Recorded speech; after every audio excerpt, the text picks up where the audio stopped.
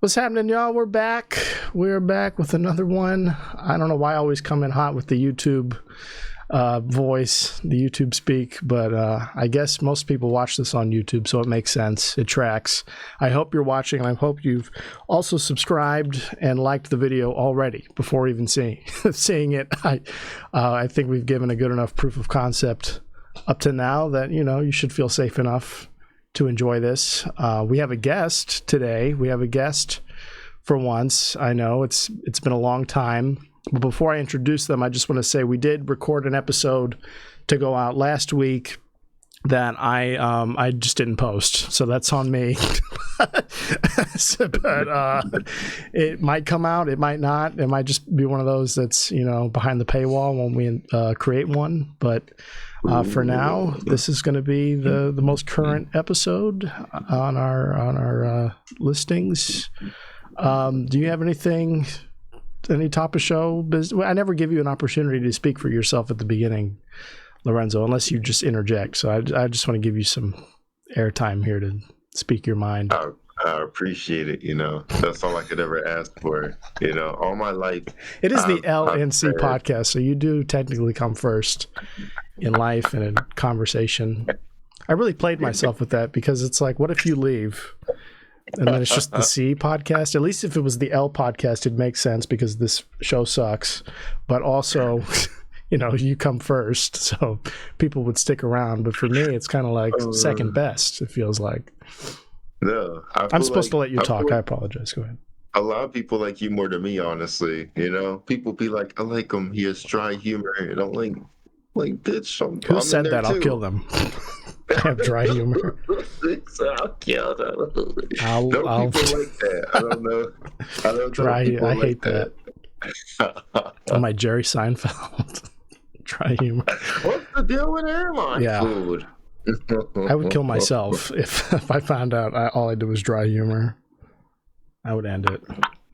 All right, well, you got to talk. That's great. But I want our guest to talk now because she's amazing. She drove a very long way, very late at night here to be with us. And I'm so excited to have her in person, in studio bedroom. For the first time in a while, we have an in-person guest. Give it up for Charlotte D, y'all. Give it up, everybody. The proverbial... Ooh. Give it up. Applause. Here we go. How you doing, Charlotte? I'm good. How are you? I'm doing all right. I'm all over the place. Today was very busy. I was hanging out with a bunch of older gays. Fair. And we got way too deep in mimosas and sparkling wine, and I lost track of time. Well, it is Sunday, and it makes me think of he's one of my favorite YouTubers is Brandon Rogers. He's got a series out. And a couple characters going back and forth, one of which is homophobic as hell, right? And the other character goes, wait, you only hate gay people because somebody told you to? Yeah, why else would I? And then it cuts to the one character in kind of like an Office-style cutaway. Yeah. Where they're like, they're loud, they're late, they're bad with money. Like, if you're going to be homophobic, stand on your morals. Right. Right, no. And they are. Yeah. I want to say I wasn't the latest person to this gathering earlier, but I was. But there were some people that were right ahead of me. You know, when it started at 11:30, people were getting there at 3:30 in the afternoon. Right. What? Yeah. Well, they're still waking up from last night's, you know. And like you said, Sunday, it's the Lord's Day and also drag brunch at the same time. So, you know. I mean, you gotta bow down to both the queens. Seriously, you do. Oh my God. You do. It's mandated. Yeah. So you're gay, aren't you? I don't know. What a pivot. I mean, yeah. Some would argue half a fag. I forgot you. No, say whatever you want. Okay, cool. Just not the N-word, please. That's for Lorenzo only. It's always good when my friends know me well enough, like they know when they have to be prepared. I've had friends warn people ahead of time, like before meeting me. They're like, she's great, all that. She says a lot of sideways shit out of her mouth. It's fine. Yeah. But no, I'm pansexual, I guess, technically, which is just a fancy term for bi. Yeah. Like old school bisexual. It's just gay spelled differently, that's all. Pretty much. That's how I view it all. I don't care what's in your pants or what you identify as. If I like you, I like you. Amen. Yeah. Well, I guess it's not gay because I care a lot about some of those things. Yeah. A lot of who I date depends on Well, I mean, that's what's why in your pants, I think. I think that's why the queer community is like, there's a difference between pan and bi, because now it's like with bi, you do still have specific things you care about, but you're not like, because some people think, oh, you just hate trans people. It's like, no, it's not that. It's you just still have specific things that you're into. Right. So. And I love trans people. I mean. Oh, yeah. Trans women are. Mwah. Yes. Oh my gosh. Honestly, best in bed. Men. Like, yeah. Well, yeah. And they make me think I'm bi, too, a lot of times when I see both of them. And I'm like, hey, I could go either way. I don't know what's happening right now. In my pants, I don't know what's occurring. But I can't tell you how many, like, queer drag / burlesque shows that I've been to that have men and women and, you know, all in between performing. And I'm just sitting there, and as I leave with my friends, I'm like, if I wasn't gay before, I am now. And every single one is like, you were gay before. It's fine. It's like not much change. Yeah, right. We're glad you're assured now. But I say that we met because I did a gay competition thing for what was it? The Pennsylvania Hanover Pride Festival, yes. Right? And that was at Church of Satire, and you were one of the judges of that event, and I would go on to win, and it was just like 6 or 7 contestants, so you know not a lot of competition, but it was stiff competition. Everyone was very good. I love all those people. I love David Davis, Stephen Potter, all of them. But we met there, and then I did that. But before that, I since I met you, I brought you to Fat Pete's barbecue, and you did a show there with us too. Which were you at that, Lorenzo? Were you at the gay Pride show? I don't think so. I was gonna say you were on the Hanover Pride, and then I was on DC Pride because you put me on the. Yeah, right. If you want to call it that, yeah. I mean, we were kind of cursory. Now, although next year we want to do a big, like, blowout thing for World Pride. It's going to be in Washington D.C. Fun. Next year, which means like everybody from the globe is going to be in D.C. Right. It's going to be insane. So we're going to do several shows that month. Well, let's be real. It depends on how the next month goes, and whether or not people can get in or out. No, that is not going to affect gay people. Gay people find a way. I mean, that's also true. Yeah. If anything, the cops will just show up as they do, and we'll just throw glitter at them, kind of like Dale Gribble, fucking sand bomb. You know. What's that now? I'm sorry. Do you not watch King of the Hill? No. I have a King of the Hill shirt that I just bought, and it feels like stolen valor. A little bit.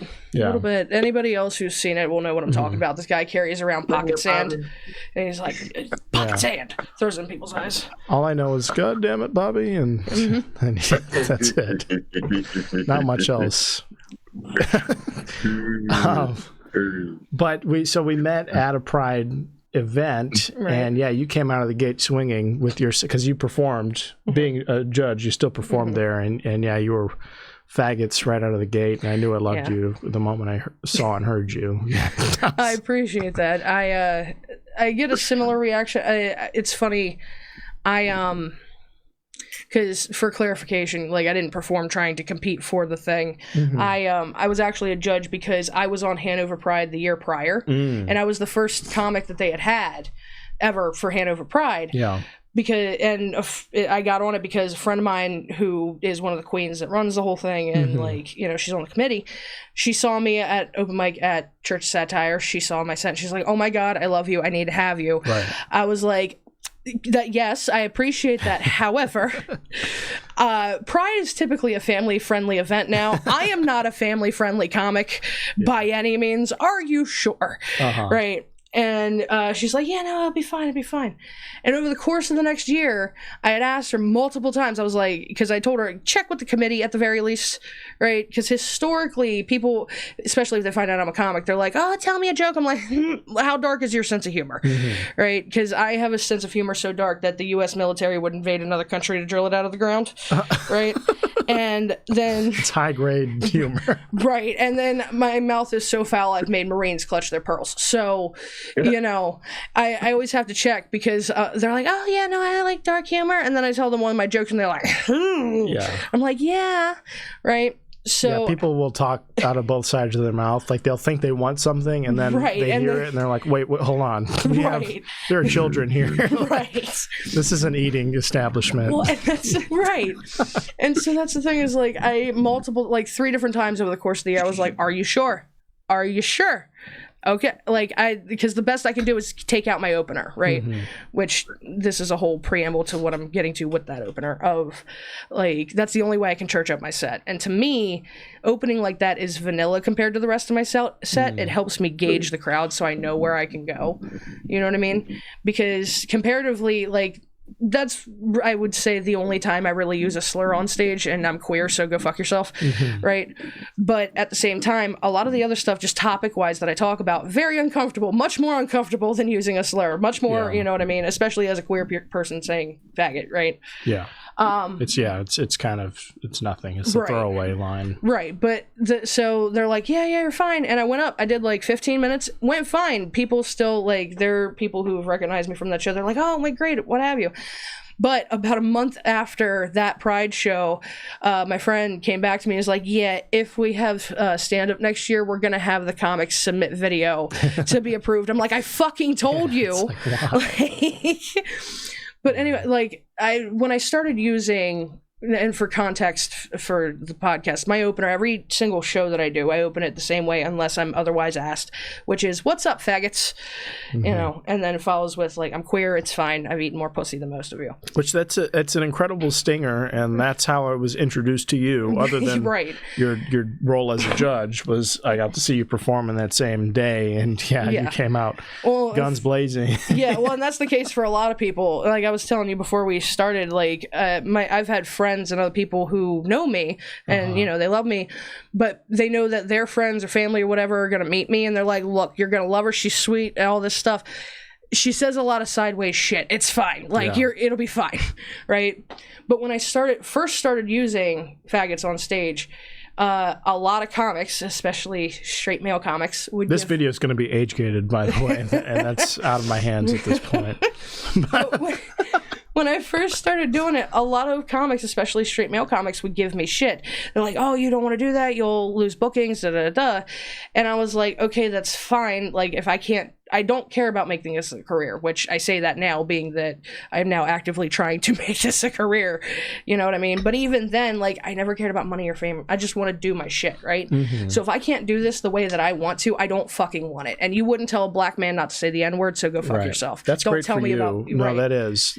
That must be liberating, because I am doing this for money and fame. And for no other reason. Lorenzo, are you doing it for any other reason? The podcast, any of this? Yeah. I do it for money. I didn't think so. We're very shallow here on the L&C Podcast. That's why we're friends. We balance each other out. You know? It's a scale system we have. But fucking and it has to be freeing to know that you can get up there and do whatever you want to do and have fun. Like that's what all this comes down to. Like if I'm at an event and I'm nervous, or I'm thinking, oh, this is, you know, going to cost me everything, or, you know, how will this affect my reputation if it goes poorly, or if I upset somebody, you know, I get in my own head and I don't perform well, you know. So for you to just get out there and be like, hey, what's up, faggots, you know, go fuck yourself. I mean, part of it is it's a very quick and easy way for people to get very familiar with the kind of person that I am very quickly. You know what I mean? So like, because I can come off as very aggressive and all that stuff, but I do try to balance it out.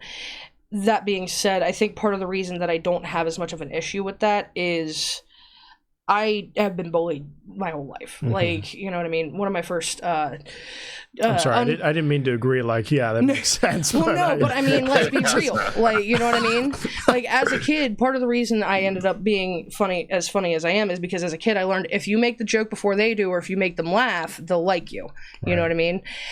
Beat them to the joke. And then eventually, even through high school, because I went from watching Cartoon Network and shit to watching Comedy Central, right? I noticed, like, halfway through high school, I'm like, the way I talk to people is the way a comic would on stage.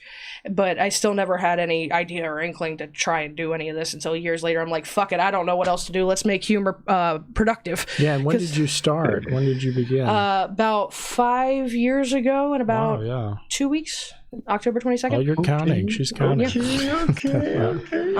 Now that's nothing to scoff at. 5 years plus is it's a long time. That's good fucking Was there a time. break at any point, or have you just been hammering away consistently? There have been, I think you'll find that most comics, even if they don't have like a full long break, because a lot of comics will take a couple years off depending on life and stuff like that.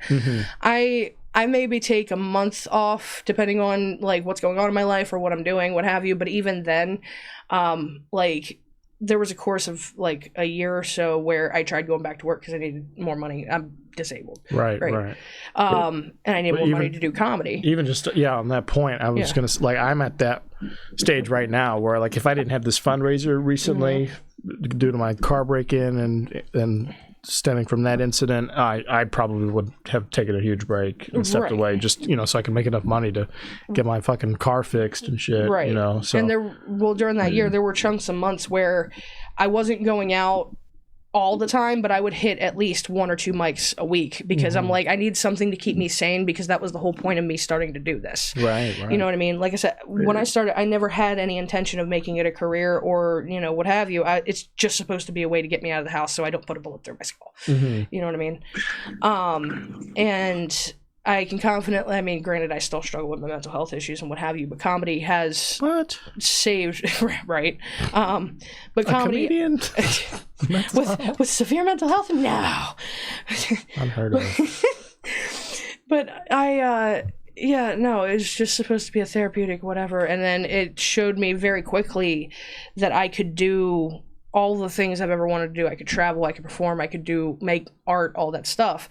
Because I consider, and this is going to sound pretentious as fuck, but I consider myself more so an artist than anything else because my ADHD hyperfixations all center around something art related. So like I can cook, I can draw, I can paint, I can, all sorts of shit. And not because like I'm trying to make money or do all this stuff. It's just, these are things that interest me. You know what I mean? And so I forgot where I was going with this. No, I'll pick up where you left off. It's kind of the same for me. Like I've always been in and around art, mainly music, and that's how this podcast started. I've said it many times on many different episodes, but this all started as recording equipment for music. That during the pandemic, we just, the two of us were working together and decided, why not try to, do something fun on YouTube or something, and then it turned into a podcast.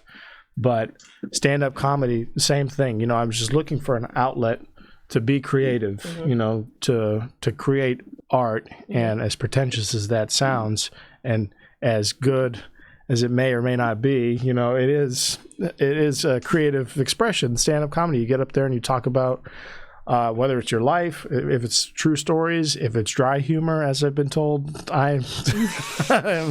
my jokes are. I need to. I was gonna say I wouldn't say your jokes are dry, but I would say because I've seen your delivery can come off as dry. Yeah, my delivery is. But the jokes are not. You know what I mean?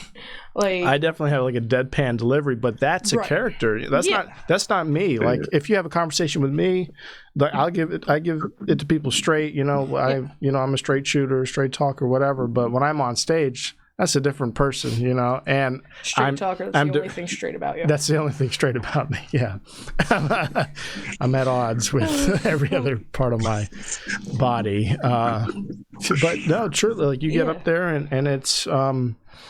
That's your outlet to get up there and have fun with. And part of it also, like, because it took me a long time to actually pull the trigger on doing this. Like I knew I have a very dark and fucked sense of humor, as I've made very clear, and even though I didn't intend on making this a career, at the same time, I don't want to go into the room and fuck up the energy just because I can. I have too much respect for what it takes to do this and the art form of it and everything else. And when I say you come in guns blazing, I don't mean that you come in and you disrupt everything and that you're one of these, homewrecker type comedians who's like their whole set is just to piss people off. That's not what you're doing. Yeah. I can tell you aim to please, so many of us do when you get up there, but you have a very very memorable way of doing it, and you've carved that out for yourself. Yeah, well, that's the thing is, like, I've always said, I don't care if people don't like it because I know that there are people who do get it and who do, even because I've never had an audience member, oddly enough, ever complain about that joke. And there's really only one joke I've ever gotten a complaint about, and it's a stupid fucking joke that I wrote in my first year of comedy. It's about like blind people and having ATMs with Braille on them, drive up ATMs have Braille on them. Like, why? But that's pretty funny, yeah. Well, it ends with a stupid, albeit I fully admit, hack joke like punchline of like, I feel like it's a slap in the face. Granted, it's a slap in the face they don't see coming, right? Yeah. I know I am not the first person to think of that, right? But you think of stupid hack jokes in your first year doing comedy kind of shit. Right. That is the one thing I will give the guy that complained about this, because otherwise he was like, it's offensive and da-da-da-da. I'm like, dude, I opened with faggots, talked about suicide and eating bloody pussy, and that's what you had an issue with? Like, really? Fucking, again, the people who get it, because you can tell my intention is not to be shitty. You can tell I'm not just trying to piss people off necessarily, because if you stick around long enough to see the nuance and see what I'm trying to do, you can see where it's all going. You know what I mean? Yeah. Now, you said you found Comedy Central. You went from watching cartoons, I'm sure like most kids, to someday you stumbled on stand-up, you stumbled on comedy. Right. Who or what began to influence you as a comedian and as a storyteller? Who would you say? I mean, that's because it's such a podcast question. And I apologize for that. No, you're good. No, I'm really fascinated to know like who, if anybody, could have formed your way of thinking. Well, no, there's definitely quite a few, but I was gonna say it's interesting because I only actively decided to do comedy 5 years ago, right? And even then, it was about a year of contemplation because I was like, I don't know. No, right? and yeah, so like, I'll not to cut you off, but I'm going to, because I mean, same here, but 2 years ago, and it's like I've, similar to you, grown up watching all these people on TV, or like you watch their specials and shit, or you listen to their albums, and it's all fun, but never did it cross my mind to do this until I saw it live. The first time I saw it live a couple years ago, I was like, okay, like this is something I've been on a stage before. I know how the sound equipment works. Right. I know how to speak, sort of. Right. I've done public speaking-ish things. Like I was in forensics in high school, which is like a public speaking team. So I was like, I wonder if I can write my own thing to deliver, and if I could make it funny, So it was kind of like a personal project for myself. And I figured, if I get out here, I can meet people like you to have on our podcast so that we can become, again, rich and famous is the goal. Yeah. Well, it's funny because like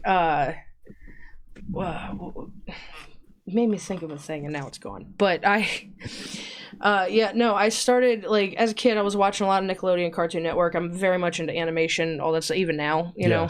And so as I was growing up, what have you, I went from that to Comedy Central because they had South Park and Futurama and all that kind of stuff. Well, what comes on after that? It's all those cheesy Comedy Central movies. You know what I mean? Like Waiting or Waitstaff, whatever that one movie is with Ryan Reynolds and or not Ryan Reynolds. I don't know that one. Whatever, the movies I'm talking about, Idiocracy, all those movies. All the cartoon channel movies. And they also had show like the Chappelle Show, right? And then stand-up specials. And at that time, the big comics, like the big comics, were Jeff Dunham, Gabriel Iglesias. And they had like the regular Comedy Central, like 30-minute small specials. I remember Donald Glover, who we now know as Childish Gambino. He had his special out on Comedy Central. Speaking Lorenzo's language now. Like, my God, I wish he would come out with a new special. I would love to see him come out with a new special. Oh my gosh, But also, I grew up on Cat Williams. Like I said, also Dave Chappelle, right? And then as I got further, especially once Netflix became more of a thing and what have you, real big into Bert Kreischer, Tom Segura, all those guys, right? Yeah, I kind of fell down the podcast hole at a certain point, and then you fall in with all the Joe Rogan circle of shitheads. I mean, I'm not. I granted, I think you know this. Most comics are not super fond of Joe Rogan. Like we don't, I mean, mixed bag, but like, you know what I mean. But one of the first people I saw live was Christina Bajitsky, Tom Segura's wife. You know, they do Your Mom's House together, and Your Mom's House was one of my favorite podcasts for a long time. And then Two Bears, One Cave, him and Bert Kreischer, the two of them. So I was in deep on all that stuff. But then at a certain point, you start to if you get a little peek behind the curtain and like how. It's funny because the one clip from Two Bears, One Cave of Bert with his gallon of Gatorade, or not gallon of Gatorade, gallon of Kool-Aid, makes me self-conscious about carrying around my gallon water bottle that I will sometimes fill with Gatorade powder because I need the extra electrolytes. Yeah. But then because it's red, sometimes people are like, oh, you're drinking Kool-Aid. You're like, it's like, no, I'm just low on salt, but sure. Yeah. Everyone knows the red one's the healthiest one, right? As far as Gatorade. Yeah. I will say other two that I really like, the white one, the Frost white one. Cherry the white cherry. And then the green one. And when I say the green one, I mean like the green one that looks like it should be green apple, which it is. Yeah, that one's really good too.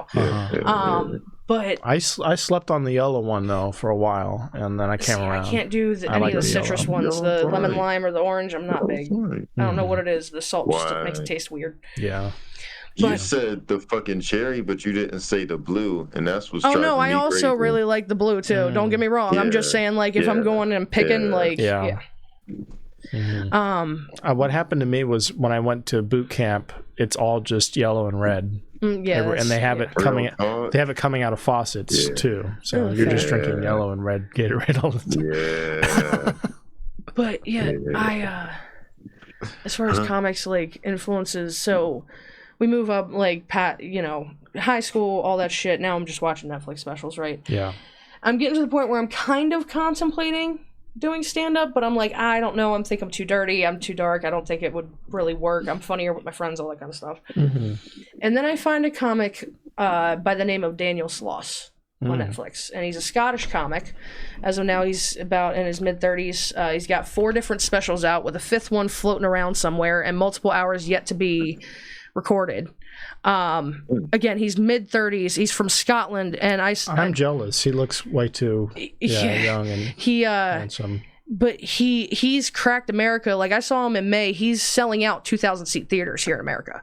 Wow. Like, he is hysterical, and he's so dark and poignant and smart and funny. Like, I absolutely love him. And within the first 5 minutes of his special, within the first minute, he had me busting a gut, like crying, laughing. Mm-hmm. And within the first 5, I had to pause it to catch my breath. And I sat there, I was like, if I actually decide to do this, that is what I want my stand-up to be like. Yeah. And so if you watch any of his stuff, especially if you know any of my older jokes and what have you, you can very much tell he is a very heavy influence on how I rate my jokes and all that kind of stuff. Mm-hmm. He even has a bit in one of his specials where he goes, I write and craft my jokes in such a way where if you're offended, you're wrong.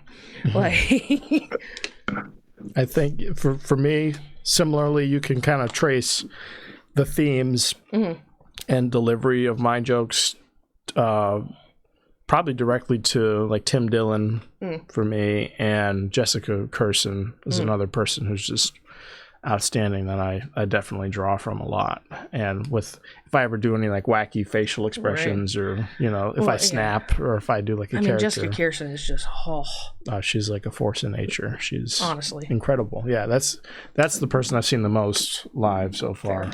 If you can call them twice, a lot of times, but still, I've never. Well, I guess I've seen Annie Letterman twice as well too, and she's fucking outstanding as well. But fair enough. I think there's only one comic I've seen twice, and it's Bert Kreischer. Was it a stadium thing? No. Well, the first time I saw him was literally like I was not even a week into comedy, and I happened to have tickets. And he was at a theater, I think in Baltimore. And then this year, actually, just because he does the not Something's Burning. What's the Something's Burning is the cooking. Yeah, no, the festival he does. The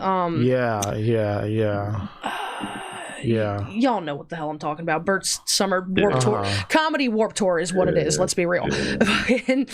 But I went and saw it just because I was curious, and plus I was like, fuck it, why not? And I will say, because, like, right when I started doing comedy, what have you, I noticed, like, I don't know if it was because I was starting to change mentality a little bit, being that I started doing the thing, because I've noticed I don't laugh at comedy the way I used to before doing it. Same here. But Same here. Also, he was doing a lot more of the dad family, what have you, which we know this, you know. But now that both of his kids are in college, like, his set at Fully Loaded was much more back to OG Bert, party guy. I mean, his wife was on tour with him. It was a whole thing. Like, yeah. So that's a lot of fun. Yeah. Now he's like dying, right? That's what I keep hearing. They keep saying that. He's fine. Yeah. I think he's gonna die soon, though. I really do. They've been saying that forever. Yeah. But he's gonna pass away is the thing. So we're gonna keep saying it until it happens. Eventually, you will be right. Even if it's 20 years down the line, eventually you will be right. But it's gonna be of what everyone thinks is the problem. It's gonna be his liver's gonna fail. Put that out into the universe. Yeah. But did you see? There's a clip of him recently on I think it's Two Bears, where he's like, people who go sober are just doing it to get attention. That's what sobriety is. They're just doing it for attention. And Tom is like cracking up. Like, what the fuck are you talking about? Maybe you are, Bert, because you only do it once a month. Yeah. Or one month out of the year. His takeaway is that, like, people do it for attention because all they need to do is just take a break, like I do for like 2 months, and then go back to drinking. It couldn't be that they ruin their life smoking crack. It couldn't be that they're addicts. Yeah, right? no, it couldn't be that they have severe trauma or anything. And it couldn't be that you're coping and that you probably have a dependency. Right. Let me find this. It's not their fault that you found stand-up and they didn't, because that's really what it is. Honestly, hell yeah, though, because that's just another vice, you know? Well, another fucking gateway. I mean, it can be, especially with the way the entertainment industry is, but I mean it more in the sense of, like, most comics I've found, especially when they're first starting out, they don't fucking go to therapy. They refuse to. And they use the stage as therapy because it's their time to talk about whatever they want. You know what I mean?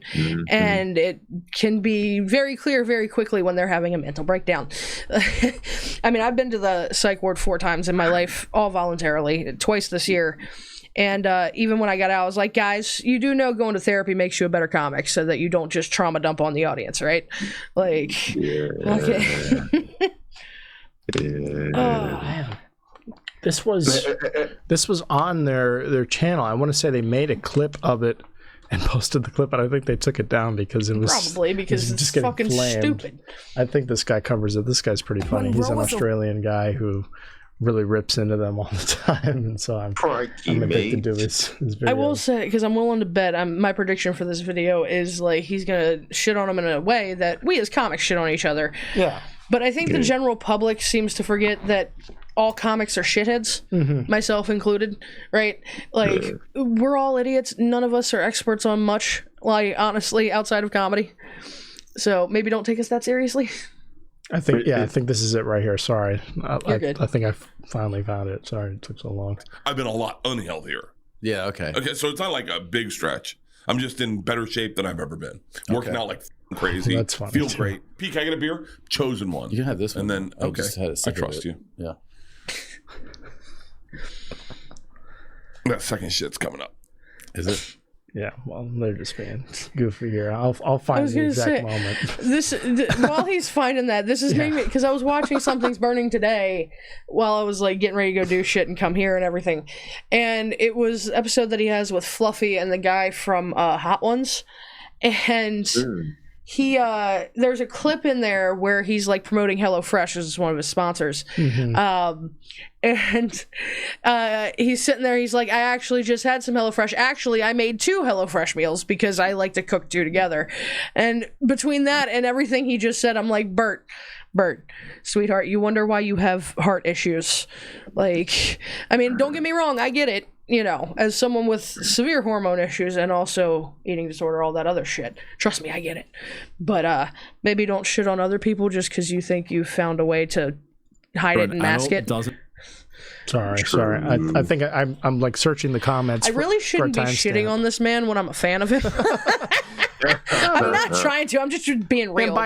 Just like you said before we started the clip, like this dude makes his bank. This YouTube channel makes his bread off of shitting on comedians, but he's also just taking the piss out of them. That's all he's really doing, is ribbing people. Right. And however they decide to take it is up to them. You know, if they want to take it personally, they can, but these are public figures. They're open to scrutiny, and if they make off-color jokes or if they say things that are kind of self-reports, I mean, I think they're open to criticism of any kind. And so, like, this is freedom of speech goes both ways. Yeah, so this is people recognizing that he's saying things that are in direct contradiction to his behavior and to his, his lifestyle. Yeah. Well, he's much like the rest of the guys that are in the Joe Rogan, like, cult, whatever the fuck you want to call it. Mm-hmm. All of his closest friends. It's the top 250 comedians of all time is what he calls them. Yeah. But, like, Tom, Bert, Ari,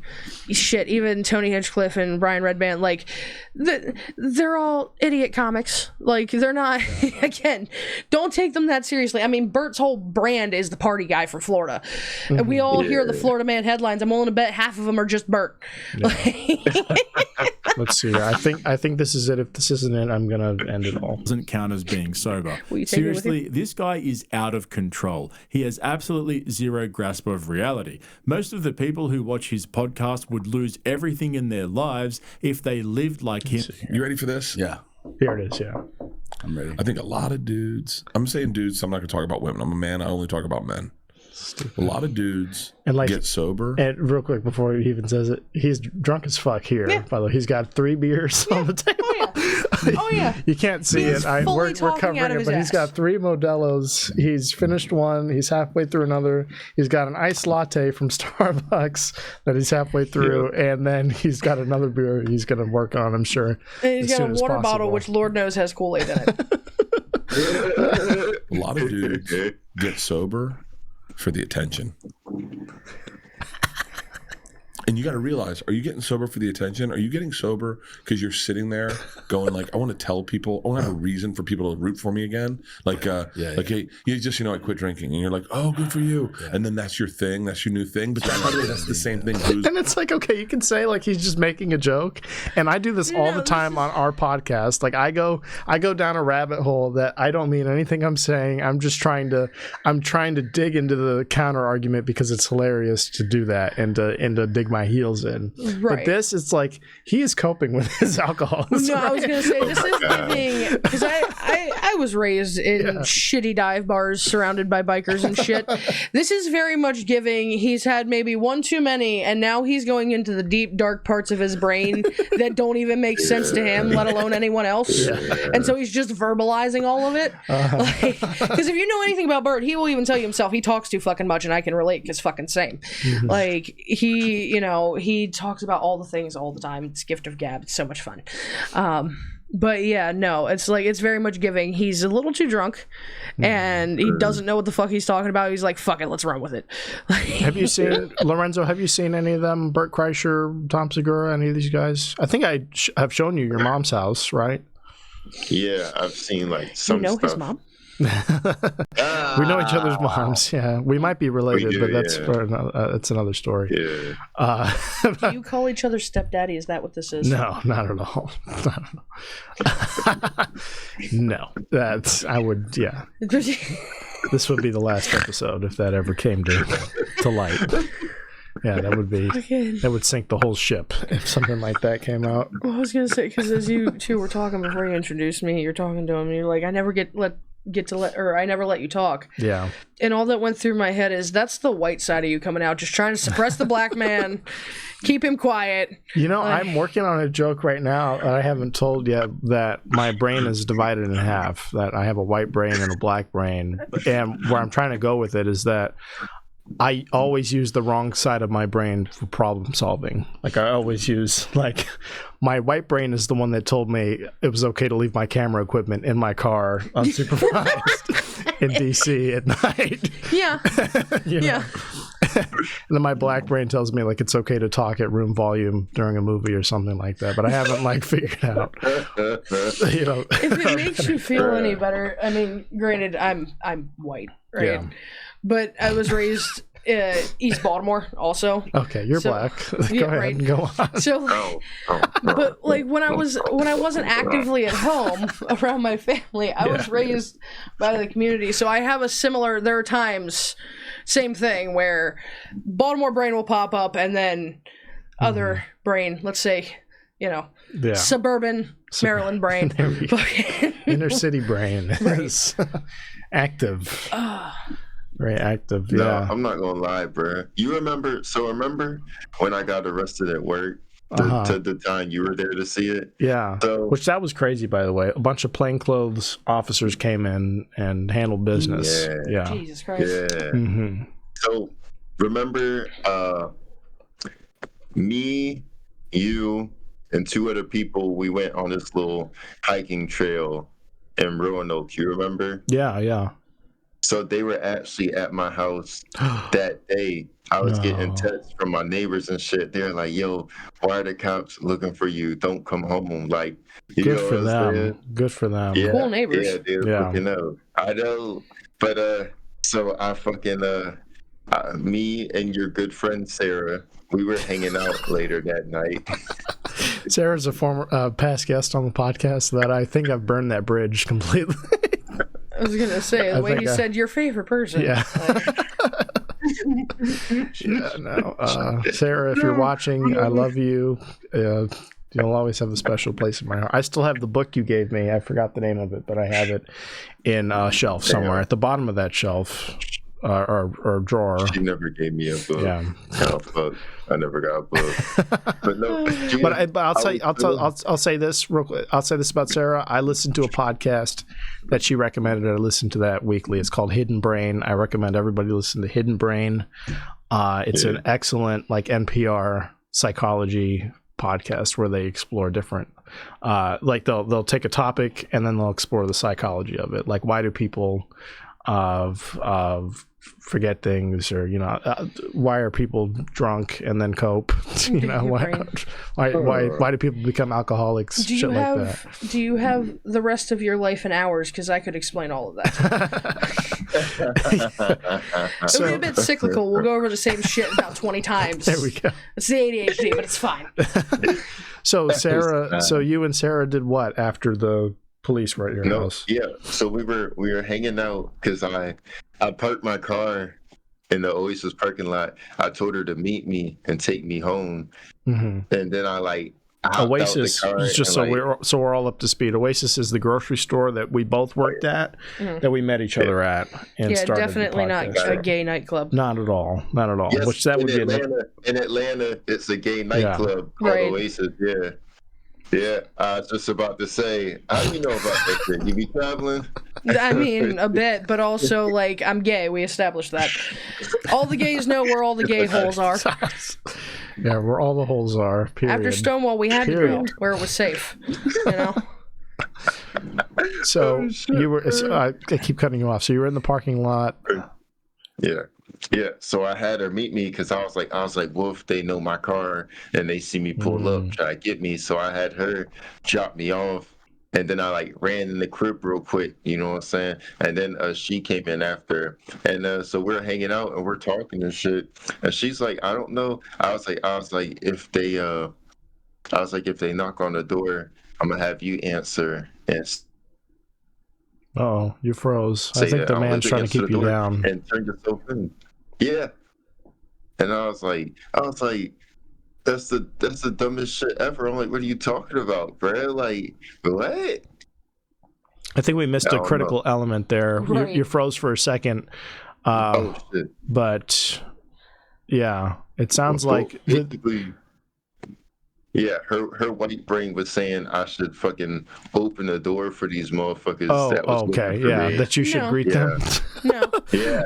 No. Yeah. He's trying to get you killed, is what that is. Yeah. Like, no. She doesn't know any better. Truly, like. Well, I was gonna say, like, I was thinking of the one story I have that pops to mind. We're talking about like the different brains. Mm-hmm. My Baltimore brain definitely should have kicked in when I was in Austin. Right? Really? Because a couple years ago, I went down to Austin, and it was the middle of August, and at the time, my car was like a fucking fishbowl, right? And it was so hot that I was like, I know I shouldn't do this, but I need to, like, something for the heat, or shit's gonna melt in my car. Mm-hmm. So I was on 6th Street, and I decided to leave the window open just a crack. Just a crack. Exactly. I can already see you all the way over there with the face. Yeah, exactly. Right. I come back to the car hours later. Everything looks fine, but I get in and turn the car on and it says that somebody tried to break in. My prescription glasses are gone and my cigarettes are on the floor. Wow. And, of course, when I go and tell the other comics about this, of course, their first reaction is, well, why'd you leave your window open a crack? Seriously, yeah. I'm like, yeah, no. I would have the same reaction in Baltimore of like, yeah, no, shouldn't have, you know. But also, what the fuck are you going to do with prescription glasses? Right. But then again, that's a very specific person you're going to sell this to. Right. But then again, crackheads is going crackhead. I had to explain that to a couple dudes from London that I met in New York a couple months ago, because they're like 20, 21, something like that. Mm-hmm. And they're coming over just to visit, all that stuff, right? We're in Brooklyn at a bodega getting breakfast one morning, and one of the guys sits down, his book, his phone, a bottle of water, and I think his wallet, and just walks away while we're waiting for breakfast. Wow, that is privilege. And I was like, hey, come back here. Look, I know we just established that Americans are nice and kind and everything. Don't trust us this much. Yeah. Like, I'm from Baltimore. Don't trust us this much. That's we're in Brooklyn. Canada. Right. That's Canada behavior. That's not. Like, that doesn't have any business. Bro. Like, would you do this in Brighton? No. Yeah. Right. You should have but what you should have done is you should have let him do that. And then fuck around and find out. Because I told someone this anecdote earlier today. Actually, I said, sometimes a kid has to burn itself on the stove. Oh, yeah. So it learns not to fuck with it behind our back, right? So that it's like it needs to be a lesson learned of like, okay, you did this, you lost it all. He did learn very quickly, though. He was like, you know what, you're right, because there's places in England and London and stuff that I wouldn't. Mm-hmm. You know what I mean? Like, fucking. That's everywhere in the U.S. actually. And keep in mind, in London, people trying to rob you, they've only got knives and shit. Right. You know what I mean? Yeah. You're starting in New York, going down to DC, and then you're going through the South. Like, you're lucky if it's a knife. You really are. Yeah. Right. Which it scares me about myself. I feel more emboldened lately performing on stage to confront people, but it's becoming increasing. Did you get a gun? No, just like, that's you better laugh. No, but like, what if someone has a gun? And like these dive bars that we're in, like anybody could, come out with one and pop off and Daniel Sloss talks about in one of his specials where when he was first traveling, doing certain shows, whatever, before he really got big, like he has certain jokes, and he did this one joke in Indiana that went so well that some guy in the front row decided to stand up and be like, and show him his gun in the waistband of his pants. And he's like, I've never seen a gun up until this point, right? Yeah. And then some guy in the back goes, no, you keep telling your jokes. You're in the land of the free speech on a comedy club. Like, even if I don't agree with you, you have your right. And if he shoots you, I'll shoot him. And then shows his gun. Yeah. And then he's like, really? But I'm still going to get shot. That's the fallacy. He's like, you wouldn't shoot him before? Yeah. But then so the one special he has on his website, he shot it in Austin, and they have this in the special recorded. This guy in the middle of his set stands up and is like, hail the Fourth Reich or some shit. Nice. Like new neo-Nazi kind of shit. You know what I mean? And they kicked him out and everything, obviously. But like, well, I love the stories. I'm a little worried about this guy, Daniel, actually. That there's a guy threatening to shoot him at his show, and now there's a neo-Nazi. Well, no, because like he's pissing off the correct people. Let's put it that way. Yeah. No, that's awesome. That's good. Actually, you might be a little bit familiar, because if you see certain clips of his have gone viral from his HBO special, because that one, he sets all of his specials up in a certain way where he'll do comedy, and build up to like this sad 15-minute TED Talk that he does at the end, talking about certain shit.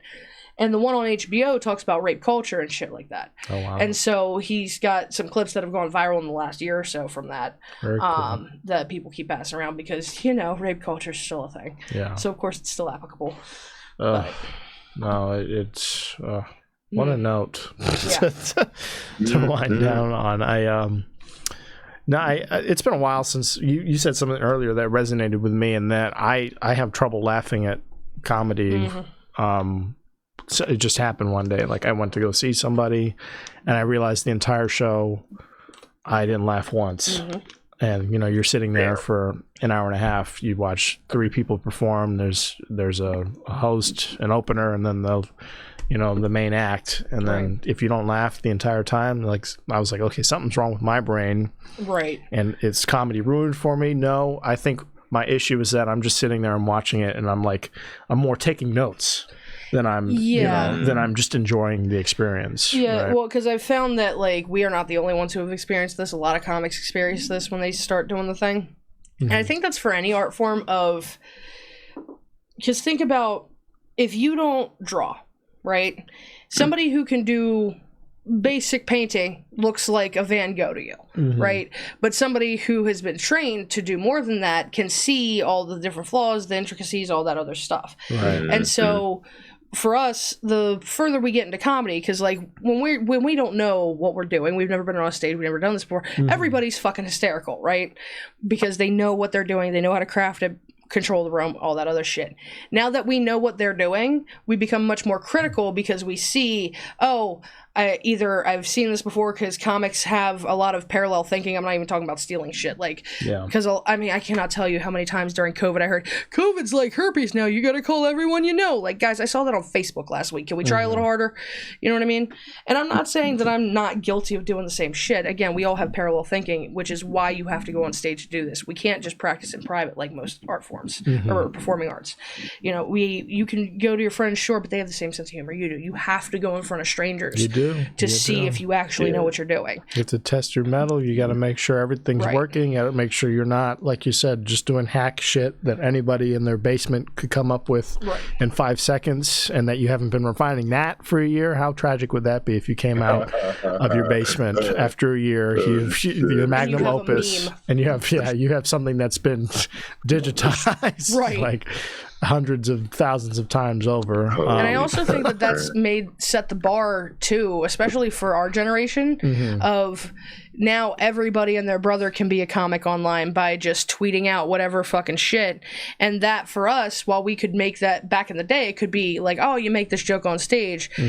Granted, it may not be a super original thought, whatever, but like, you thought of it and then sure, whatever. But now we see certain tweets and whatever. I mean, I've seen certain tweets, I'm like, God damn, I wish I wrote that. Yeah. You know what I mean? So I think the bar is even higher, because now we're competing with not just other comics, but just the general public. And that's where I find myself, of like, instead of just seeing something and enjoying it and laughing at it, I almost get jealous, right? And then I go, like, okay, what am I working with that I could potentially find something that even comes close to that, and that's totally detracted from my experience as just a viewer who enjoys, going to a show and experiencing it. Now I'm like, short of like having a notepad of like, okay, they pivoted here, or they did this creative device here, or speaking device here. Well, not even just that, because like for me, it starts to feel like again, I got the ADHDs and the tisms and such, and you can ask any of my teachers, I've never made a good audience member per se. I was always that kid in class that talked, very distracted, all that stuff. And so open mics and any comedy stuff ends up being pretty similar, unless that comic can keep my attention. And there's very few who've been able to since I've started doing this. I make the shittiest audience member, because I have a hard time sitting there and just like sitting there and listening. I'll turn and talk to people, all this stuff. Like, it's I've seen you step outside a lot. And comics have given me shit for that over the years, and it wasn't until recently that I could really explain why. Because like part of it is that I do make a shitty audience member, but also, especially for us, a lot of the comedy we do is in bars. I grew up in bars. That's a lot of sensory overload for me, so I'm like, I'd rather just step outside and not be an asshole, for sure. You know what I mean? Or more of an asshole than I already am. I wanted to ask you, I wrote it down so I didn't forget. You said that you you're really into voice acting. That was something that you were drawn to from an early age, sort of? I mean, it's more so like I've always been a big fan of animation. Mm-hmm. But yeah, we were talking about, because I love Richard Horvitz, who, if anybody doesn't know, Richard Horvitz, he played Daggett in Angry Beavers, Zim in Invader Zim. He played Billy and Billy and Mandy, Alpha 5 in Power Rangers, and he's also in Has Been Hotel, he's the voice director for Has Been Hotel and Hell of a Boss, and he's in Hell of a Boss. Mm-hmm.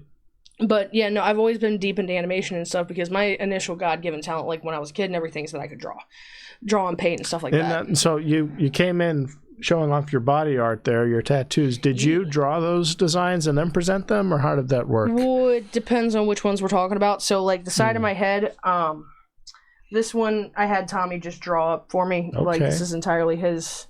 Did you want to plug Tommy at all at any point? I'd be happy to pull him. WTC Art. Is that on Instagram? Yeah, on Instagram is Tommy Kuhn. And yes, his last name is legally Kuhn. You can't say that. Right. Like, say that 3 times. We were just talking about, he gets, people call the shop saying, oh, he's racist. Like, no, that's just his family name. But sure. Also, he's gay. Which then I come in like WTC. But I come in like the asshole. Well, we all know that, there he is, yeah. We all know that gay people can still be racist, but yeah, no, I get the point you're trying to make. But yeah, no, he's insanely talented. I met him back when I was trying to be a tattoo artist myself before I got into comedy. Yeah, no, that's good stuff. He did the side of my head, and then recently we actually, because he's done, I don't know how well you can see, he did this part of my arm, the all-time low tattoo I have there. He's also done you can't really see it, I got Billy Joel there, and then we just finished this on Tuesday. Here, let's see if I can move. Yeah, that's fine. The dick. Oh, I like it. The dick. To be fair, I don't have my dick on me, so. You did give me a sticker though, which I'll present to the camera at some point because it's outstanding. But so you just kind of gave him rein with most of those. Well, so for this one, I gave him a blueprint because he already knows, like, I am not what one would call subtle. And I go to him because he's very detailed in his work as it is. Like but I'm so specific with certain shit and what have you that he has to talk me out of shit. Yeah. And so I was like, instead of sending you references and all this other stupid shit, I'm gonna just draw you a blueprint of what I'm looking for, and then you turn it into your style, which I ended up turning that into posters, which I'm now selling as merch, since you have to do that to do anything in entertainment. Okay. Here, this is the original. Now, the blueprint I sent him did not have the eagle in it. This is just what I have drawn up for my poster. I'll show you first. Right here. I was gonna say I'll show you, and then. Okay. Yeah, I see it. Ooh. So, that again, without the eagle, is the blueprint that I sent him, and then I also have a secondary color scheme. I call this one Gay Agenda. I like that. But yeah, I was like, let me just draw you a basic blueprint so you can get a general idea of what I'm looking for and you can figure it out from there. And so he took that and then turned it into what's on my arm. Yeah, and the head one is concerning to me. Not that I'm telling you shouldn't have done that, but that it's like if that happened to me, I would perish. I feel like. How was that experience for you? So it's funny. Do you have any tattoos? No. Okay. Not at all. I had to get blood drawn the other day, and I almost died. I almost passed away then as well. So fair enough. So like I said, I was trying to be a tattoo artist at the time when I got this done, or maybe whatever. And yeah, are you trying to prove something? I'm sure you don't have to. Well, no. I'm saying that because it's a great sign. Like I know, like if anyone tries to fuck with you, like they've been warned, essentially. Well, actually, it's funny you say that because it's a little bit of a part of why I got it done. So, and I bring up the trying to be a tattoo artist thing again because I did not know my father growing up, didn't know that side of my family, right? And stemming back to, because people always ask, oh my God, did that hurt? I'm like, yeah, but not as bad as the reason I got it. So I didn't know my father growing up, didn't know that side of my family, and when I was about 20 years old, his sister found me on Facebook. And it was like, oh my God, I can't believe I found you, this, that, and the other. Keep in mind, that side of my family is straight off the boat from Ireland and Italy. Like, his father's from Italy, his mother is from Ireland, right? So super fucking Catholic. But they also got together when the Irish and Italians hated each other. So they're liberal, but they're I have a black friend, I'm not racist. I have a gay friend, I'm not homophobic, right?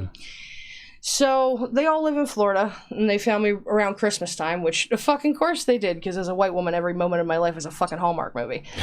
And they were like, oh my God, can't believe I found you. Had plans to go down the first week of January to meet everybody. And my father's sister, the same woman that found me, I'd posted a new profile picture on Facebook. Keep in mind, my hair was dyed blue. I had side shave. I did not have this tattoo done, right? I did not have this done. Didn't have this done. I had a couple on my forearms and a couple on my legs, but nothing crazy. Some piercings. Very standard, like, just got out of high school Warped Tour shit, right? And I post this new profile picture, and she's like, you can't come down here looking like a freak. No one's ever gonna love you. You're never gonna find a job. This, that, and the other. Yeah. This was comments on Facebook that you can still go and find, by the way. These boomers too. It's like, you can't even delete shit. You have no shame. Well, and so it turned into a whole thing. Like, my mom saw it, she made a post, and everybody I had ever known in my life comes to start defending me, saying she's crazy, you don't need that, blah, blah, blah. It got so bad that my high school bully personally messaged this woman and told her how wrong she is and how amazing of a person I am. Like, how wrong do you have to be? Yeah. You know what I mean? But it got to such a point where, like, basically the final phone call, because she tried to call me and pitch, and I'm like, you cannot be doing this shit, whatever. And she says something along the lines of, if Frankie is my father, his name was Frank, or Franco, but if Frankie was still alive, you'd be so much more beautiful. And that's when I lost it. Wow. Because, like, you're not about to fucking pull that shit right now. Not at all. And I was like, you know what, clearly this isn't gonna work. Goodbye. I blocked her, changed my last name, and decided to get my head tattooed, because I was like, you don't know what kind of crazy you're fucking with. Yeah. Especially since at the time, again, trying to be a tattoo artist, the more tattoos you have, the better it looks in the industry in terms of professionalism, so to speak. At least, for old head. Nowadays, it's not as strict as it used to be, but back in the day, you had to have tattoos. It was a whole rite of passage thing, because it used to be illegal to get tattoos, all this stuff. And I had already told her I was trying to do this shit. Right, like doing comedy, you have to come from a broken family. Well, that's another prerequisite. But again, that was before I ever considered doing comedy. Well before. You know what I mean? And so I go and get this done. It took 8 hours over 2 sessions. And especially for the first one, I had to completely tense up my body, or else I was convulsively shaking like I was having a seizure, because the pain was so bad. Because I need to be still, or else it's going to look like shit. But the reason why I said tense up my body, so you have to, as crazy as it sounds, you have to relax as much as you can to get a tattoo. Because if you tense up too much, number one, the more you tense up, the more it's going to hurt. Number two, the more you tense up, all that meat, like the muscles, fat, everything tensing up will make it harder for the needle to penetrate your skin and do what it actually needs to do. And so, like, you need to relax so that they can actually apply it properly, so it looks right at the end of the thing. Luckily, there's no meat or fat here, because again, I had to tense up, or I was, it was not fun. But yeah, so. Sorry, I didn't mean to bring the room down. No. It's kind of my brand. It's fascinating to me because it's so terrifying. Like when you watch death-defying stunts on Instagram, or when you watch people die on Instagram, or things like that, which is most of my feed, actually. It's a lot of CCTV death footage, but I mean, it is just one of those 1,000 ways to die. I mean, I can't look away. I can't stop thinking about what that must have felt like, what you must have gone through, and how does that make you feel to know that when people look at you and see it and acknowledge it, like that's probably going through their mind of like, how could she have withstood that? I mean, for me, even before the tattoos, because I think part of the reason that I've never had an issue with being myself, because I mean, you've seen my Facebook, my Instagram, all my socials. Even back then, like when she found me on Facebook, my Facebook still looked the same. Like, I've never been secretive about who I am at all. And the thing is, because even as a kid, even as like sweet, innocent, blonde hair, like, all that shit, and, trusting too much in the world, what have you, I would get treated like shit because I was fat. And I was the weird kid who, come to find out, the weird comes from the tism, right? And all this shit, right? But, like, I realized, like, I've always been shit on, and I got to a point even when I was in middle school, well before any of this, I'm like, people are going to hate me regardless. I'm going to do me, because otherwise I'm going to end it, and apparently I'm not allowed to do that. So here we are. Like, I'm going to do what I need to do to make me happy, because that at the end of the day is my prerogative. I don't care about money. Again, going back into comedy, care about money or fame or any of that shit. Comedy makes me happy. Like I was saying earlier, like, I got into it so that I could get out of the house, because I quite literally needed something to keep me from putting a bullet through my skull. And I can say it's done that over the last 5 years. Again, I still struggle with mental health. I've been to the psych ward twice this year.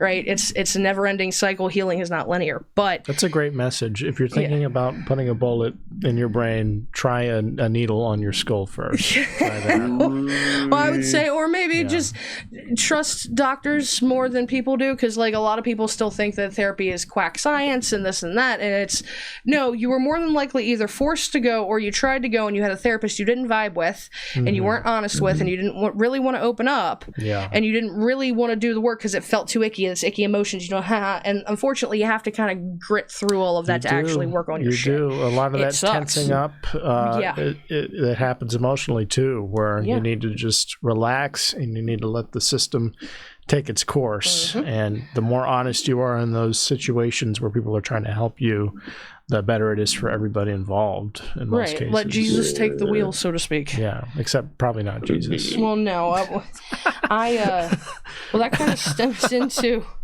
because and I'm going to try to keep it short, because like it's a whole long-winded thing. But go for it.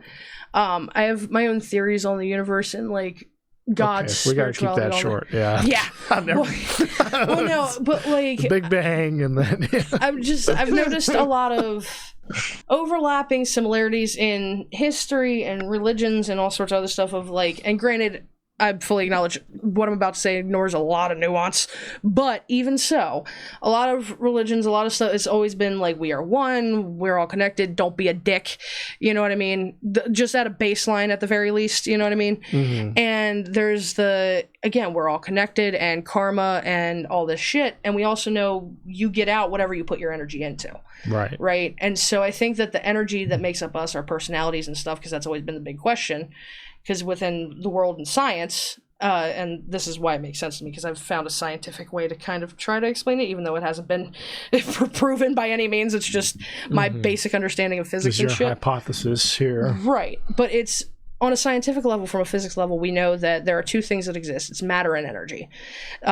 Neither of those things can be destroyed. They can take on different forms, especially when you apply one to the other, but the thing is still there. So a perfect example is a log, you set it on fire, turns to ash. That log is still there, it's just in the form of ash, because the energy, the fire burned it and all that other stuff. And so when we die, what happens when we die? Well, we know what happens to the matter, our bodies. It becomes worm food, compost, circle of life, right? But what happens to us, the personalities that are us? Because like, it's not just electrons firing off in our brains that make our bodies operate. Otherwise we'd all be robots, right? So what is it that makes us us, and where does that go? My overall theory, again, knowing that energy is whatever you put it into and all that stuff, and we know that like if I'm in a shitty mood, it can put you in a shitty mood, that's that energy transfer, all that stuff. We've also seen enough things to know that like certain things are not a coincidence in terms of like maybe paranormal stuff, or like more, you know, energy Jesus-y, like miracle kind of stuff. We've done a whole episode on the paranormal and poltergeists. Right. And so I think I pissed off our guest of that episode, because I wasn't I'm more skeptical when it comes to that stuff. That's fair. It's fair, and it's good to be skeptical. It's just me trying to make sense, much like every other human in history, trying to make sense in the way it makes sense to me of, I think that energy that makes up our personality, whatever our soul is, so to speak, right, much like electricity, when it gets reabsorbed or what have you, gets reabsorbed into the greater energy that flows through that keeps everything in balance. Because even within physics will tell you nature wants to stay in balance. Like, that's why lightning exists, right? Because when a thunderstorm happens, the electrons, protons, all that shit in the air is unbalanced. Nature always wants to be in balance no matter the cost. And so lightning comes and sets that energy back into balance. It's very violent and it can be very destructive. I also use this analogy to explain why anger is a valid emotion. But like, again, nature always wants to be in balance, and so if it has to, it can be very violent, all that stuff. That's why, like, good people, you push somebody, the quiet kid, far enough, they're gonna snap. Right? Because everything, there's a balance to it, right? And that's why, like, some people have gotten fucked over by people, and you may never see that actual karma balance come back. But it's because, much like a pressure cooker, maybe they were like, you know what, I'm gonna be the better person, walk away, and then like let that release valve go and let it. And that would be letting the release valve go would be going to therapy, working on your trauma, all that kind of stuff, so that you don't lash out at other people, you know, all that kind of stuff. I feel like you're dangerous, because you could talk and then start a religion if you keep going. I've had that thought a couple times. Like you think talking is bad here? I talk to myself at the house because I'm that much of a verbal processor. No, but if you just like wrote it down, you would start a cult, and then it'd be a whole Jonestown situation. I feel like already in the works. What you mean? She got a manifesto. Which, by the way, I'd like to conscript you into my cult. When are you starting a podcast? Because I mean, you can talk for days, and it's captivating. It's, you know, it's thought provoking. I feel like you were born for this. Well, it's funny because you're not the only person to say that, and even my therapist are like, you should start a podcast because I think it would be good for you. You should. It would be constructive for you. It would help you. I think, in many ways, it's therapeutic, in some of the same ways that stand-up can be. But for this, it's there's so much less pressure to please people. You really get to say what you want, and then have an honest discourse with your audience, if you manage to get one, which we haven't quite mastered yet. But if you do get a couple people, you know, to bounce ideas off of, it's very constructive, very self-fulfilling. You want to be the first guest. Well, to answer your question, actually, so I'm planning on starting a podcast here soon. I've been trying to, like, for the past couple months, whatever, and it's been a bit of a issue. I need to get a new laptop, and then in theory I'll be able to start recording. Yeah. Because I have like basic camcorder that I got on Amazon, and I got some of those like pop mics that you can like plug in, what have you. I think the first episode is going to be a friend of mine who, and I haven't told him this yet, but originally I was like, hey, do you want to be maybe my co-host? But as I think about it more and more, as I'm waiting to get this new laptop and everything, I might go and do it myself, just because given my schedule. I would say that's the way to go. If you can start by yourself, do that. And you're smiling, Lorenzo. I just want to say, I'm not throwing you under the bus at all. It's all me. It's literally me. I'm the one who cancels every single time. Well, if we ever plan something, I'm the one who something comes up. Well, and that's exactly what I'm worried about, because I don't want this other person to be beholden to my schedule. Not only being that my schedule will fill last minute with shit, and especially being that I'm, in theory, hopefully starting to travel more soon. And so as I travel, like, I'm going to want to do podcasts with comics in other states and stuff like that. But on top of that, I'm also chronically ill and disabled, like I said before. And so there are days where I'll have plans and then my body's like, no, we're doing other shit, like staying in bed and trying not to throw up or some other shit. You know what I mean? It's nice to have somebody like Lorenzo here with our program that helps you to stay accountable and to help you continue to record regularly. But I feel like the optimal situation when you're starting out is be your own, you know, director person. If you have an engineer, sure, but if you're the focus of the show, have as few people that depend on you as possible, so that you can prove to yourself that this is something you want to do. Right. Well, and the whole thing for me, because like I've always said, like if I wanted to be a content creator, I would have fucking done it by now. Seriously. I was born in '96. David Dobrik is 2 weeks older than me. You know how many videos I've made that I've never posted or that are all private because I was like, oh fuck. Well, and I've tried to make videos in the past and certain shit, and even like when doing comedy, I've tried fucking around with TikTok and stuff. And I don't really want to do the content creation stuff. I like being on stage and telling my jokes. Like, I've always said, like, if somebody offers me TV or whatever, I'm like, first of all, what kind of crack are you smoking that you want me for TV? But okay. But also, like, depending on what it is, okay, sure, but that's not really my goal. Again, I want to be on stage telling my jokes, all that stuff. It's much different than, you know, even watching a special on Netflix, it's not the same as being in the room. You know what I mean? Not at all. And so, in terms of the podcast, I was like, you know, everybody says like I'd be good for podcasting, and I also don't want to post any of my clips of my jokes online, right? Because one, I'm not a crowd work comic, and I'm not about to be pigeonholed as one, right? And on top of that, I'm not about to post these jokes for free just so you guys don't come to a fucking show. You know what I mean? That may change if and when I shoot a special. If I can, depending on how it comes out and all that other stuff, I might use clips from that. But at that point, it's your special. That's a different. You know what I mean? That's what. Yeah, you've it's set in stone. You know, right? And so at this point, I'm like, I'll use the podcast since it's a secondary thing that I should do anyway. I'll use that to satiate the social media gods.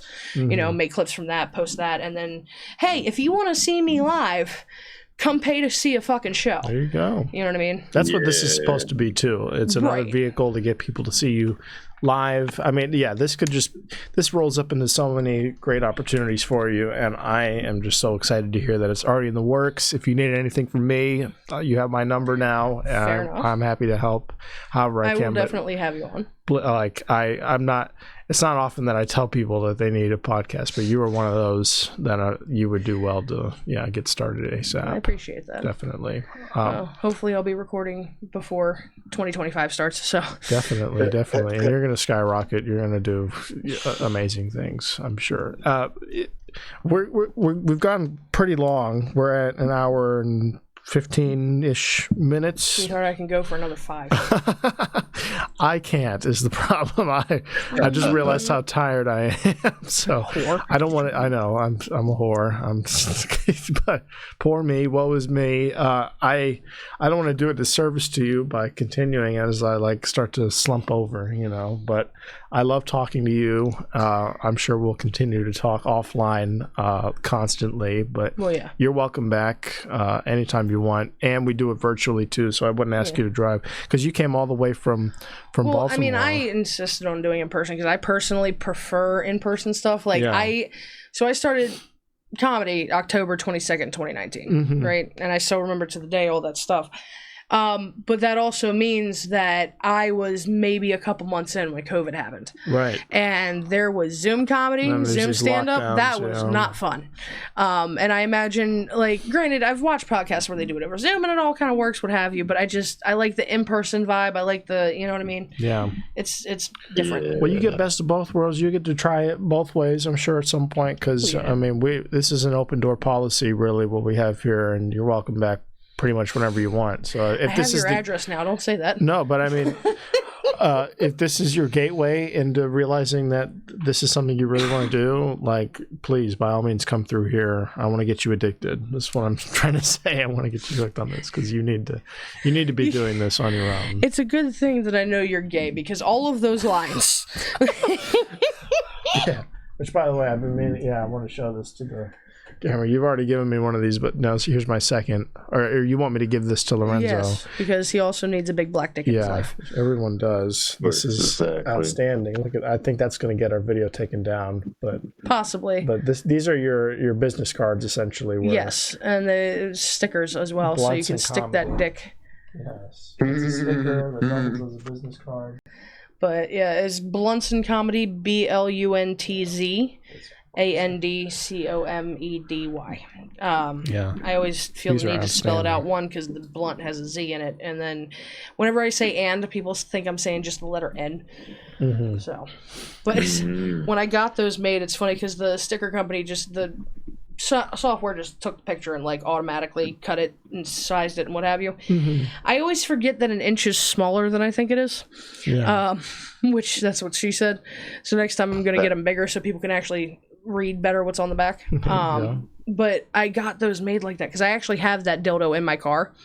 I've held it personally.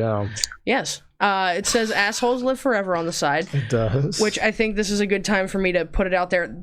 Technically, that dildo is merch from another comic. Really?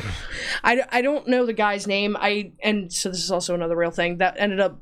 that dildo was a present from my attorney, a Christmas present. It was like a white elephant present. But...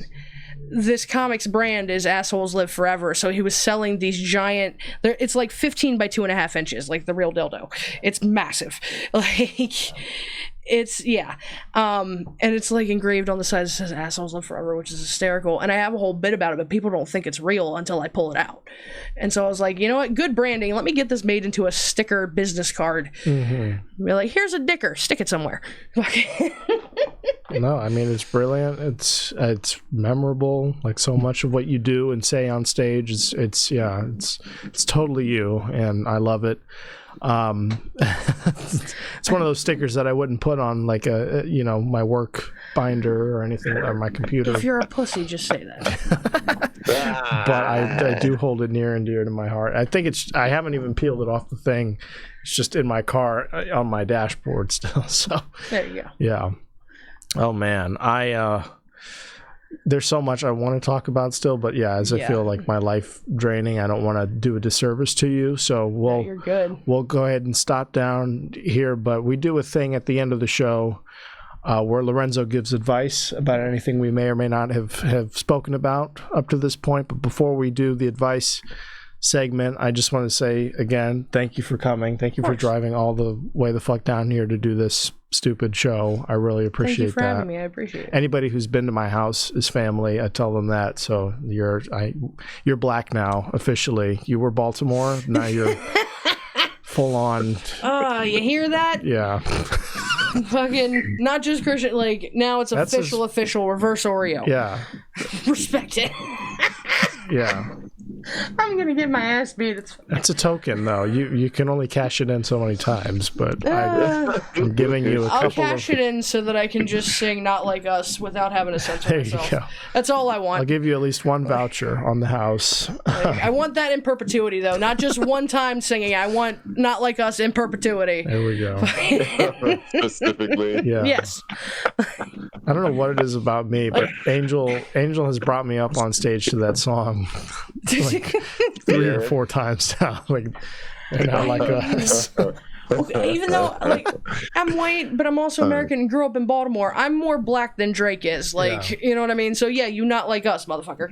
Like. You know what? Just because it's Drake, I would agree with that, actually. Yeah. I knew I liked you. We have a couple clips about Drake. Yeah, we've had extensive. I've never liked that motherfucker, and now everybody sees it, and I'm just so happy that Kendrick just destroyed that man's life. Let's check you out here. You're on Instagram at Blunts and Comedy with a Z, BLUNTZ and Comedy. And there you are. Oh my gosh, in all your glory. With Tony Woods, I'm so jealous. I love Tony. He's the best. It's actually the second time I opened for him. He was the first person that I opened for, like big name that I opened for. Mm-hmm. He's funny. I have my most memorable experience with him. We went and played pool after an open mic, and he was just he's a party animal. He'll be out until the wee hours in the morning. Absolute sweetheart. But there you are. Do you have any shows coming up? Any dates you want to plug? As of right now, no. The last show that I had was on Friday, where I opened for Jim Meyer. That was fun. He did. Okay. There's your boy. Yeah, I met him when he was here. It was his last show of the tour. He'd been touring for like 2+ years, doing multiple hours, what have you. And he did a meet and greet. I'm like, fuck it. It's a business expense. I'll do it. Like, whatever I can do to meet him, because such a sweetheart. Yes. He was absolutely fucking hammered, but what do you expect? He was sloshed. He was sloshed and sloshed. He was sloshed. Accordingly. I'll say for me, I hope I can get here through this. Yeah, let me just shameless self-plug. I need more. This, I have Baltimore. This is gonna be my first show in Baltimore. Ooh. or in Maryland for that. No, I think I've done one in Maryland, but Baltimore for sure. Laugh Tracks Comedy at the Club Car in Baltimore. Jake Lazier, thank you, Jake, for putting me on this show. I'm really excited. Please get tickets here Jake's on Eventbrite. It looks like, what is that, Lyric? Joe Uke, yep. Lyric, Olivia Bailey. Olivia came to my fundraiser. Thank you, Olivia. Love you, girl. Is that Daphne or is that somebody else? I don't know. I think so. I haven't met these two, but yeah. Fair enough. Lyric's an absolute sweetheart, and if that is Daphne, she's also a sweetheart. Yeah. They're nothing against anybody else. It's just Daphne London and Lyric. Well, no, it's just like I know 3, well, technically 4 of the people that are on that list, including Christian. The other 2, I'm like, I don't remember if I've met you. I'm sorry, I don't remember. But yeah, no. Jake, Christian, Daphne, if that is Daphne. Again, I don't have my glasses on. I don't know if it is or not. It is Daphne London. London. Yes. Yeah. Okay. Yep. I was gonna say. Well, please do get tickets to that. And then I have another show that I forgot the day of. I'm so sorry, Joe Buccino, that I forgot already. But it is. Oh, here it is. Perfect. I was going to say, he's the guy that's on, that works for Fox News, right? Not anymore. He quit. Okay. Yeah. Oh. He's on to bigger and better things. Fair enough. I was going to say, because like one of the first times I saw him, he was telling a joke about how his daughter's like, are you sure you're not going to get fired from Fox? I'm like, they would be the one to do it. But then I found out on Jon Stewart's podcast, at the very beginning, they were talking about how they were trying to get journalists from CNN to come on. And CNN was not allowing their journalists to go on Jon Stewart's podcast to talk to him. Really? Yeah. Oh. Yeah. So I was like, really, CNN? That's interesting. Well, I'll say about Joe, he made a really long post today about the election, and I got nervous. So, but thank you for having me on your show, Joe. I'll be there regardless of your thoughts. Friday, November 1st at 8 p.m. So that's next month. But come see me in Baltimore next Thursday, the 17th. And Lorenzo, do you have anything? I just be chilling. You just be chilling. Amen. Promoting the dream big, the big dream, trying to promote the L&C when I can, You're doing a great job with the clips. I love it. I love seeing them. Did you like that one yesterday? You did a Nathaniel Klansman mashup the other day. That was... I thought that was Klansman? What? Or no, what's his name? The damn Clayton Bixby. Clayton Bixby, yeah. That's you did the shit. That's one hell of a fuck up of someone's name. Yeah. I got mixed up. I listened to the H3 podcast, Ethan Klein's podcast, and he has a character named Nathaniel Klansman that rears his head every now and then. Whoever the fuck that name would, just go up to that person and just start calling him Klansman. Yeah, no. It's basically just Clayton Bigsby cut out. But yeah. All right, folks. Lorenzo, please, if you could, take the wheel. Jesus. Give us some advice for the people. What I got for them. You know what I'm saying? First off, come see the shows. Come check out our socials. That's very important. It's something that you want to do, and you want to know why. You want to know the reasoning why, you should do that. Because why the fuck not really? And plus, we provide high quality content. And if you don't think you're worthy of high quality content, we also have mid quality content as well. We have, so we have all the various levels of content, different tiers, your need. Yeah, you know what I'm saying? For the low price of $3.99, you can get the shittiest thing you've ever seen in your life, or quite possibly almost the best. Look, you gotta pay for the good shit. Son, I be telling the motherfuckers at work, I'll like say some shit. I might try some questionable jokes out on them, and then they'll just look at me like I'm crazy, and I'll be like, all right, I guess I'm scrapping that. I had this one actually. This is like, advice still? This is what people are taking to heart? Because the song's almost over. Yeah. They're gonna hear this shit. I had this one. I was like, you think the Klan listens to Not Like Us before they like go into the town or whatever? They're like, you're not like us. You're not like us. You know? Yeah. Alright, fuck it. Anyway. All I got from that is listen to Not Like Us. Give Kendrick more money. There we go. Yes, I like that. We need another hit single. Be factual. Speaking of which, because the podcast is over, but that man's doing the Super Bowl. Talk about petty. Really? Like, oh boy, that's gonna be interesting. Oh my god. Well, Drake said bigger than the Super Bowl. Kendrick was like, I bet. Oh no. Yeah. And Drake's already sent a cease and desist. Like, please don't play Not Like Us. We're playing that shit. He did it to himself. Oh no, 1,000%. 1,000%. Yeah, you can't punk out now. Well, Charlotte, thank you so much for joining us again from the bottom of my heart. Thank you for driving all the way down here. Next time you can even go to Lorenzo's and save a couple hours if you want to be in person. But we appreciate having you, giving us the full experience. Please like, subscribe, comment, all that good jazz. And that's pretty much it for me. Go to our shows, come support live comedy. And thank you for watching, folks. We'll see you on the next one. Peace out. Friends. And go to Dream Big Venue.